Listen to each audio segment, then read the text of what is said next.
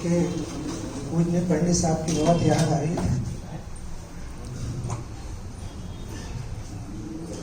हमने तो जीवन में सब कुछ आपसे सीखा है, लेकिन अपन लोगों को ऐसा लगता है कि क्या संस्कृति, क्या व्रत, लेकिन हम सब नहीं सोचेंगे तो ये जिनशासन मिट जाएगा। और हम सबका बहुत सौभाग्य, मैं भाई साहब को देखता हूँ, इतनी स्वादिष्ट होता है। जिनशासन नहीं मिटेगा, अपन ही मिटेगी। जिनशासन तो बहुत ऊंची चीज है, उसकी गरिमा निभा ले बस, कोई बात। भाई साहब इतने लड़िया कर स्वाध्याय कहीं नहीं करते जितने अपने गांव में करते हैं, क्योंकि उन्हें सचमुच बहुत प्रेम है यहाँ से। अपन सब भाई भी भाई साहब के निमित्त से अपना मंडल, आदरणीय भैया जी सब भाई साहब से बहुत सीख कर आगे बढ़े। और मैं भी बैठे बैठे सोच रहा था कि हम सबका सौभाग्य जो प्रतिष्ठा के पहले इतना सुंदर मार्गदर्शन मिल रहा, और हम सब संस्कार धानी के वासी हैं, तो सचमुच यहाँ पर कुछ ऐसा ही होना चाहिए जो एक आदर्श प्रस्तुतिकरण वाला हो। भाई साहब ने बहुत अच्छी बात अभी एक बार कही थी, संख्या कम या ज़्यादा हमें कोई फर्क नहीं पड़ता। हमारी संस्कृति, हमारी टोन, हमारा मंगलाचरण सब कुछ जैन दर्शन से भींगा हुआ होना चाहिए। सचमुच ऐसा लगता है कितने कम जीव हैं जो चार अनुयोग से एक एक बात समझाते हैं। हम अपने मोह का निरंतर पोषण करते रहते हैं। कब मोह पोषने के लिए द्रव्याणुओं का प्रयोग कर लेते हैं, कब चरणाणुओं का प्रयोग कर लेते हैं, हमें पता ही नहीं चलता। ये तो ऐसे महापुरुषों का आगमन होता है जो हमें झकझोरते हैं और हमें पुनः पुनः स्थिर करने का प्रयास करते हैं। मुझे पूजनीय पंडित साहब की बहुत याद आती है। हम कहीं भी जाते डर लगता था कि कोई भाई साहब से शिकायत कर देगा, कोई पंडित साहब से शिकायत कर देगा। सचमुच बड़े पुरुष नहीं होते तो मार्ग नहीं चलता। पूजनीय पंडित साहब बार बार कहते थे, बेटा जिसके सिर पर गुरु नहीं उसका जीवन शुरू नहीं। इसलिए आज भी कहीं बाहर जाओ तो एक एक व्यक्ति तड़प रहा है, कोई किसी से अपनी बात नहीं रख पा रहा, कोई प्रतिक्रमण नहीं कर पा रहा, कोई अपने घर की समस्या नहीं रख पा रहा, क्योंकि एक तरफा स्वाध्याय चल रही है, बस प्रवचन चल रहे हैं। ऐसे ज्ञानी गुरुओं का समागम जीवन में पक पक कर देखो, गुरुदेव के प्रवचन में दो बातें थी, सिद्धांत ज्ञान और नैतिक मूल्य। आज हम लोग क्या करें, सिद्धांत ज्ञान की चर्चा करते हैं, नैतिक मूल्य खा जाते हैं। और इसीलिए जितना आपको गलतियां दिख रही है मोक्ष मंडल में, वो इसीलिए नैतिक मूल्य के प्रवचन सुनने कठिन लगती है, बहुत कठिन लगती है। मेरे पास नैतिक मूल्य का प्रवचन सुनना बहुत कठिन लगता है। तब मैं अभी एक बात और, भाई साहब बहुत ही स्टडियस व्यक्ति, मतलब कितना अंतरंग से एक बातों का विचार करना, कहाँ क्या हर एंगल से। और ऐसा नहीं, मैंने एक बार भाई साहब से पूछा, मुझे अन्य साहित्य पढ़ने में ऐसा लगता है अपना समय खराब करने। बोले बेटा नहीं, बंद अभिप्राय का होता है, पढ़ने से थोड़ी होता है। हमें जहाँ से जो कंटेंट मिलता है, मैंने भाई साहब के स्वाध्याय में सुना, और न्यूज़पेपर से जीवन जीने की इतनी कलाएं सीखी, एक एक घटनाओं से इतना सीखा कि आज खुशी हो चाहे हर प्रसंग पर व्यक्ति कितना फंस रहा है, परेशान हो रहा है।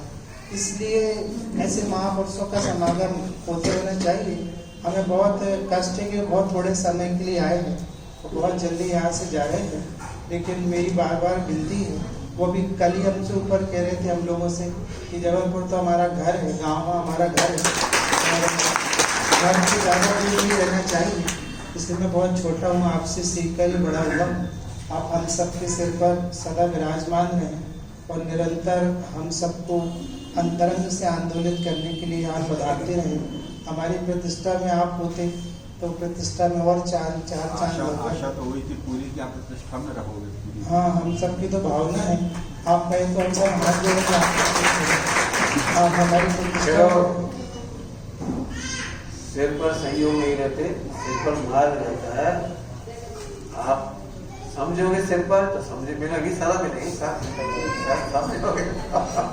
हम एक बात कह रहे हैं, कार्यक्रम के बाद दोनों जन हमारे पास आना, हम तुम्हें बिल्कुल प्रतिज्ञाबद्ध कराएंगे कि भौतिकवादी संस्कृति तुम यदि करोगे तो हम तुम्हें बहुत दंड देंगे।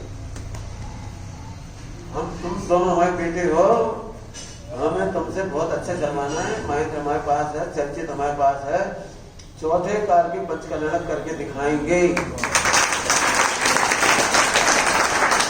इसके बाद आप उन कार्यक्रम में शरीक भी नहीं होंगे जहाँ वर्ड होगी। हम बहुत बड़ी सभा में कह रहे हैं अभी तुम हमारे हाथ हो, हम तुम्हारे दिमाग हैं।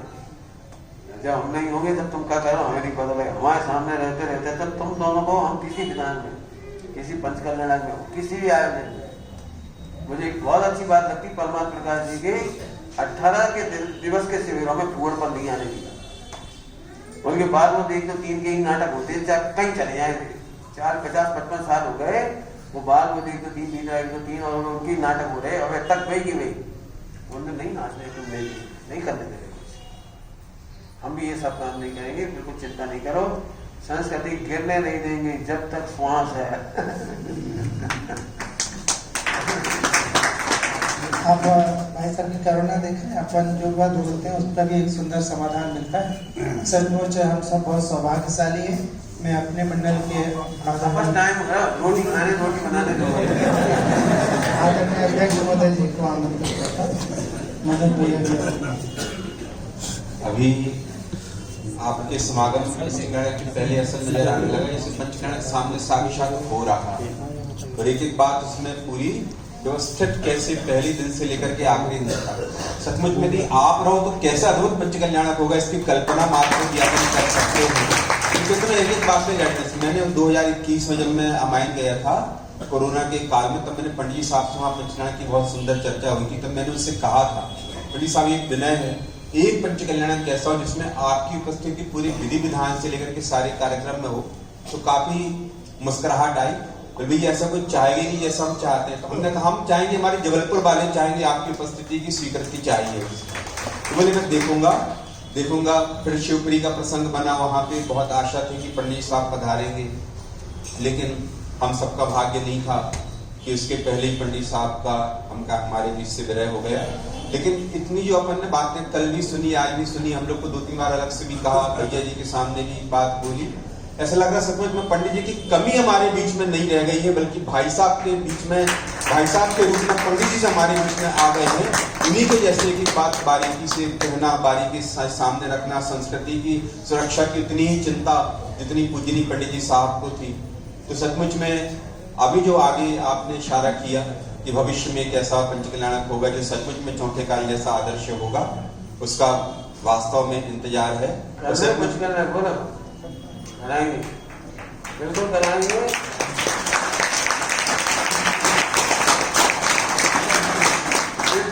जैसा पंचकल्याण पूरा पानी पूरे से भर के लाएंगे और उस प्रतिष्ठा के प्रतिष्ठाचार भाई साहब होंगे।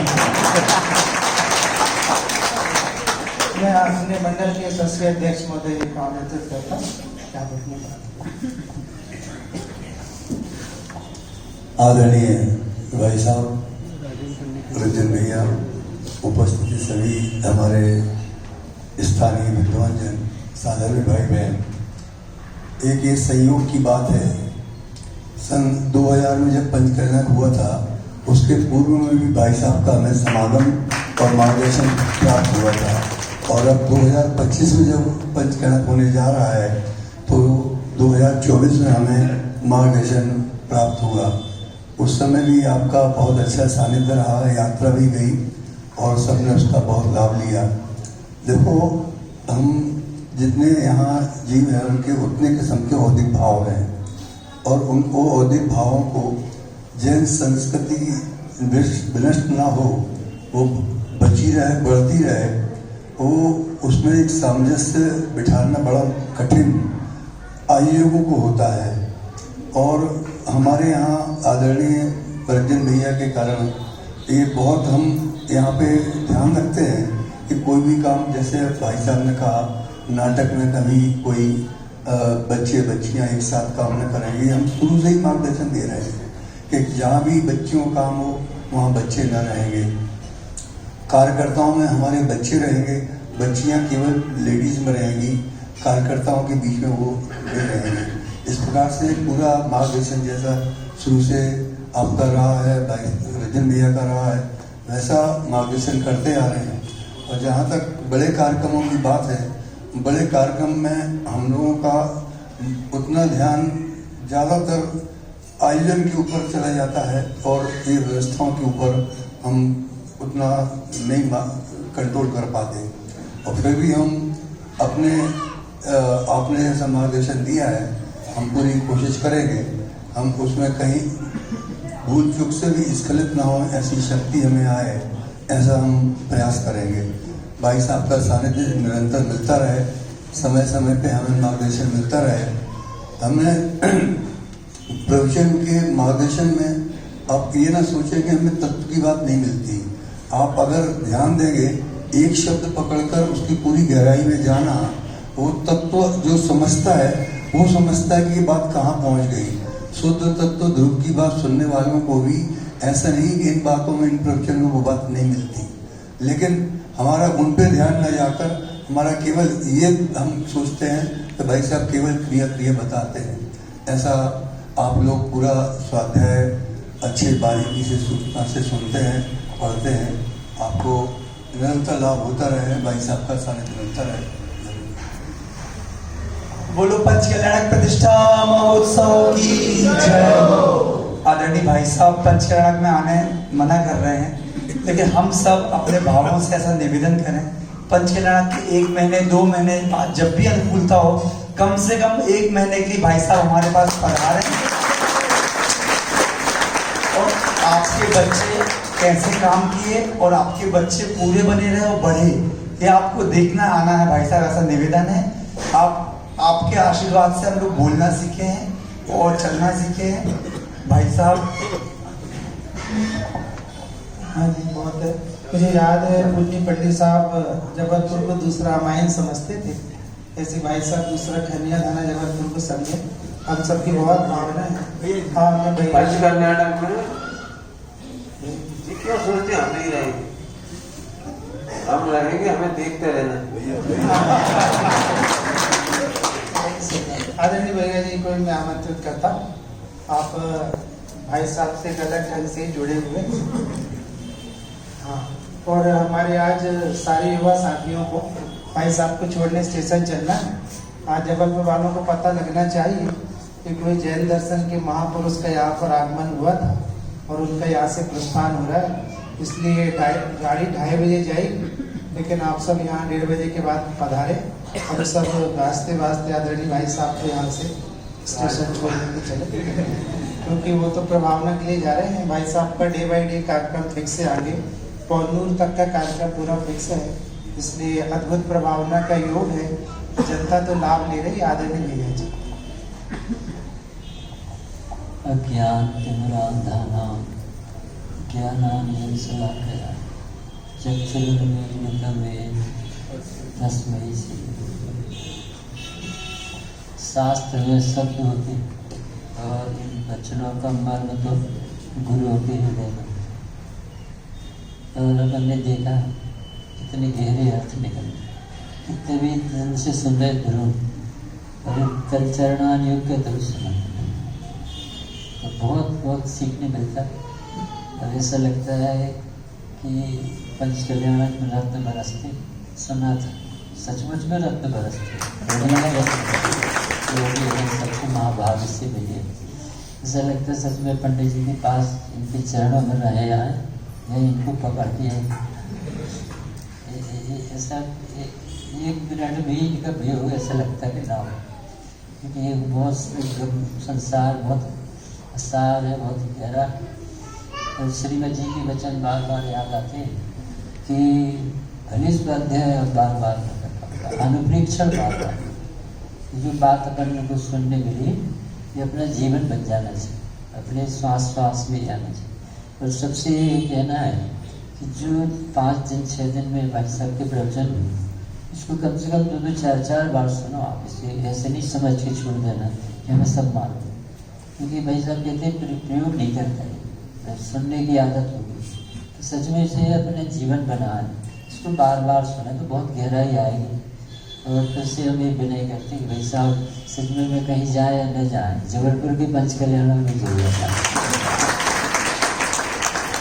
चलिए एक बार पुनः हम सबकी भावना है, आप अवश्य पधारें। जिनवाणी की निज निज में बधाई, यह अनंत उपकार है उसके लिए जिनवाणी माँ को वंदना सतबार है, वंदना सत